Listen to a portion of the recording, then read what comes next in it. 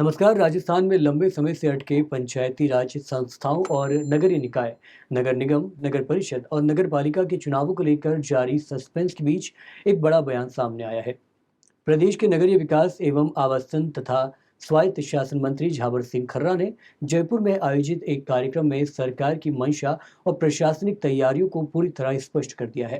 Cabinet मंत्री झावर सिंह खर्रा ने media से बातचीत के दोहराया है कि स्थानीय स्तर पर चुनाव करना पूरी तरह से राज्य निर्वाचन आयोग का स्वतंत्र और संवैधानिक अधिकार है।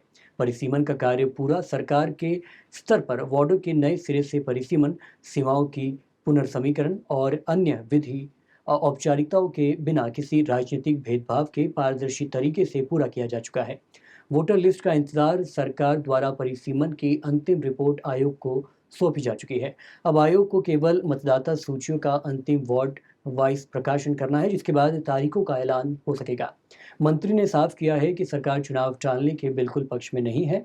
उन्होंने आयोग को पूरा सहयोग देने का भरोसा दिलाते हुए कहा कि संवेदनशील क्षेत्रों में पुलिस बल की तैनाती, वित्तीय संसाधन या मतदान दलों के लिए प्रशासनिक कर्मचारी की जरूरत, हर मोर्चे पर सरकार की तैयारी मुकम्मल है।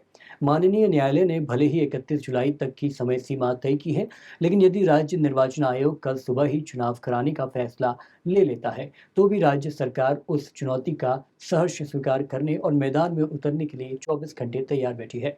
गौरतलब है कि राजस्थान में स्थानीय चुनावों में हो रही देरी को लेकर राजस्थान हाईकोर्ट में कई जनहित याचिकाएं दायर की गई थी। इस पर सुनवाई करते हुए उच्च न्यायालय ने एक ऐतिहासिक आदेश जारी कर राज्य सरकार और निर्वाचन आयोग को आगामी 31 जुलाई तक हर हाल में लंबे चुनाव शांतिपूर्ण ढंग से संपन्न कराने के निर्देश दिए हैं। अदालत की ओर से तय समय सीमा नजदीक आने के कारण सचिवालय से लेकर निर्वाचन आयोग तक प्रशासनिक बैठकों का दौर जारी है। भाजपा सरकार को लगता है कि पिछले विधानसभा और लोकसभा चुनाव के बाद ग्रामीण और शहरी क्षेत्र में संगठन जमीनी स्तर पर बेहद मजबूत स्थिति में है, इसलिए वह जल्द से जल्द चुनाव चाहती है।